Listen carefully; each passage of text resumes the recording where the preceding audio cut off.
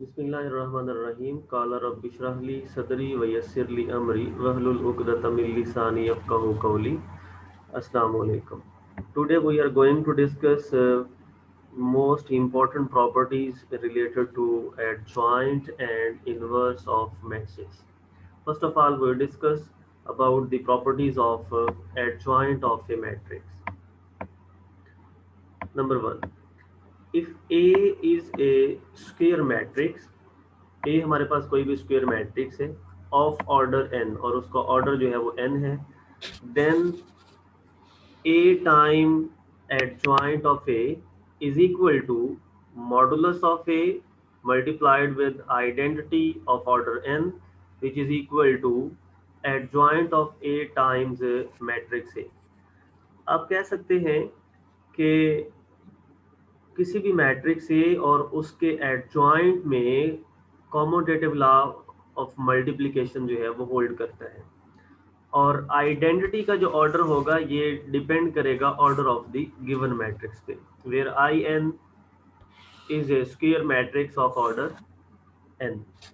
Second property है कि if A is a square matrix of order n, then adjoint of A transpose is equal to transpose of adjoint of A.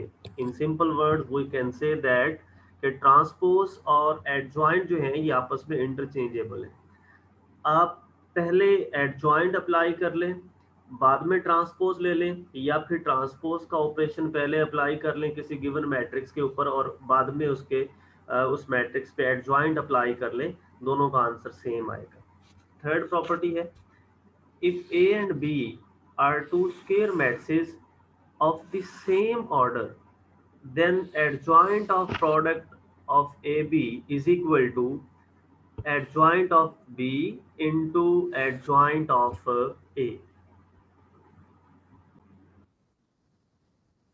Number 4 property है कि adjoint of A is equal to modulus of A raised to power n minus 2 multiplied with matrix A, where n is the order of the matrix. जो भी given matrix का order होगा वो हम n की जगह पे replace करेंगे, where A is a non singular matrix, और ये रिजल्ट जो है ये नॉन सिंगुलर मैट्रिक्स के लिए जो है वो होल्ड करता है.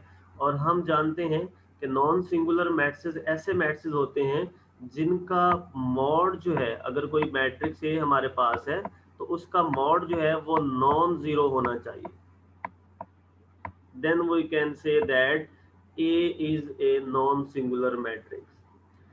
नंबर 5 पे है कि mod of adjoint of A is equal to a mod raised to power n minus 1 and mod of adjoint of A जो है, this one is equal to mod of A raised to power n minus 1 का square, where A is also non singular matrix. Number 6 property है, adjoint of a diagonal matrix is also diagonal matrix. यानी diagonal matrix का अगर हम adjoint लेते हैं तो उसका आंसर भी जो है वो डायगोनल मैट्रिक्स ही आएगा. प्रॉपर्टी नंबर 7 है, adjoint of A raise to power m is equal to adjoint of A whole raise to power m, where m is a natural number. यानी अगर किसी मैट्रिक्स ए के ऊपर कोई पावर आ रही है, जैसे स्क्वायर, क्यूब, 4, 5, कोई भी पावर आ रही है, तो आप उस पावर को और एडजॉइंट को आपस में इंटरचेंज कर सकते हैं. यानी फर्स्टली आप यूं करें कि उस पावर को सिंपलीफाई करके देन एडजॉइंट ले लें, या फिर पहले एडजॉइंट अप्लाई करें मैट्रिक्स ए के ऊपर और लास्ट पे उसकी पावर्स को अप्लाई करें, तो दोनों का आंसर सेम आएगा. प्रॉपर्टी नंबर 8 है, adjoint of k times a, where k is any set of real numbers का element है, adjoint of k times a is equal to k raised to power n minus 1 into adjoint of a. यहाँ पे भी जो n है ये given matrix का order होगा. प्रॉपर्टी नंबर 9 है, adjoint of identity matrix of order n is also identity matrix of the same order. यानी आइडेंटिटी मैट्रिक्स का एडजॉइंट भी आइडेंटिटी मैट्रिक्स ही होता है। Adjoint of null matrix is also null matrix. अगर आप नल मैट्रिक्स का एडजॉइंट लेते हैं तो उसका आंसर भी नल मैट्रिक्स ही आएगा। नेक्स्ट प्रॉपर्टी नंबर 11 है A is symmetric implies that adjoint of A is also symmetric। यानी सिमेट्रिक मैट्रिक्स का अगर आप एडजॉइंट लेते हैं तो वो एडजॉइंट भी सिमेट्रिक ही होगा। और सिमेट्रिक के बारे में हम जानते हैं कि अगर आप उसका ट्रांसपोज लेते हैं गिवन मैट्रिक्स का तो वापस वही मैट्रिक्स आपके पास आना चाहिए। प्रॉपर्टी नंबर 12 है A is diagonal then adjoint of A is also diagonal। Property number 13 है A is triangular matrix then adjoint of A is also triangular matrix होगा। नंबर 14 पे है कि if A is singular, अगर A जो है वो सिंगुलर है यानी उसका मॉड जो है वो इक्वल टू 0 आ गया है तो then mod of adjoint of A जो है उसका आंसर भी 0 ही आएगा।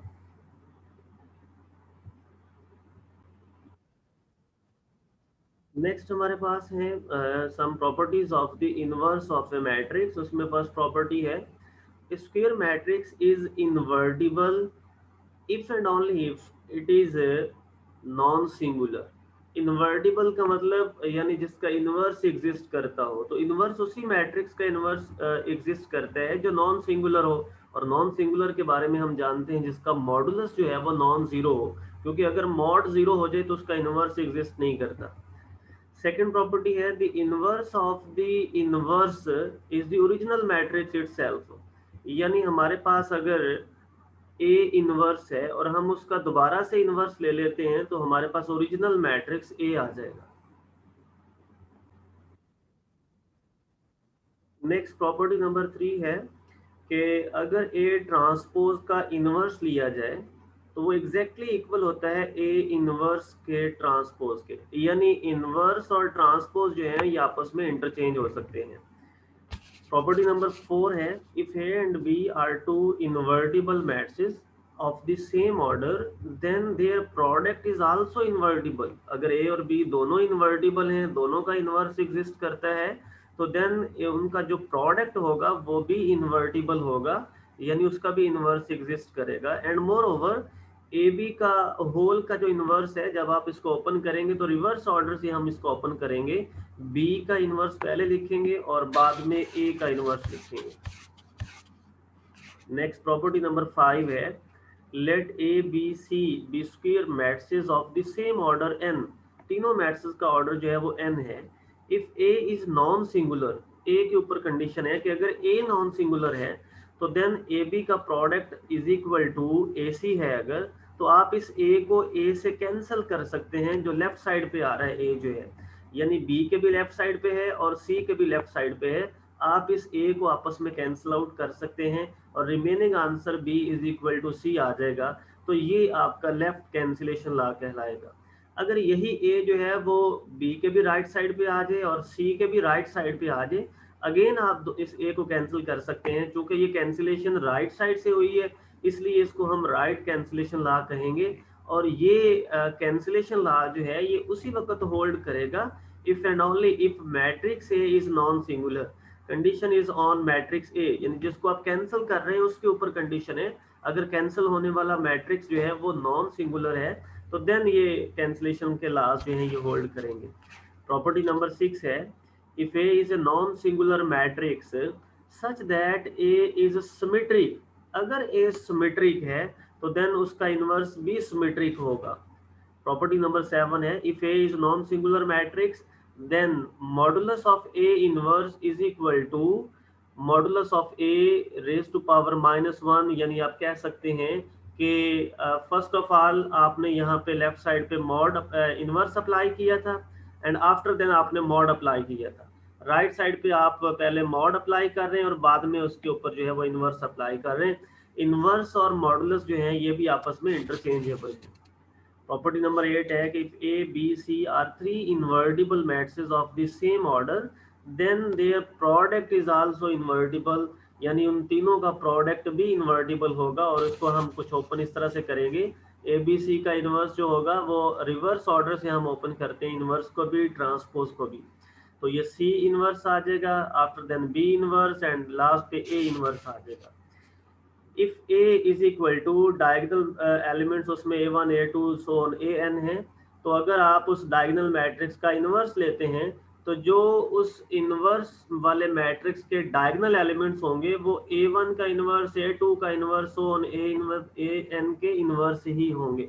यानी अगर आपके पास डायगोनल मैट्रिक्स है तो जो उसके डायगोनल एलिमेंट्स अगर आप सपोज कर लेते हैं a1 a2 so on an है, जब आप उस डायगोनल मैट्रिक्स का इनवर्स निकालेंगे तो उसके जो डायगोनल एलिमेंट्स होंगे वो एक्चुअल में इन्हीं एलिमेंट्स के इनवर्सेस होंगे। प्रॉपर्टी नंबर 10 है कि if A is a scalar matrix then A inverse is also scalar matrix होगा। प्रॉपर्टी नंबर 11 है ए इज ट्रायंगुलर और ए मॉड नॉन जीरो है तो then A inverse is also triangular होगा। नंबर 12 पे है कि every invertible matrix possesses a unique inverse, यानी उसका अगर कोई भी मैट्रिक्स इन्वर्टिबल है उसका इनवर्स एग्जिस्ट करेगा और वो इनवर्स जो है हमेशा यूनिक होगा। एक से ज्यादा कभी भी किसी मैट्रिक्स के इनवर्स एग्जिस्ट नहीं कर सकते, अगर वो उसका इनवर्स एग्जिस्ट करता है तो।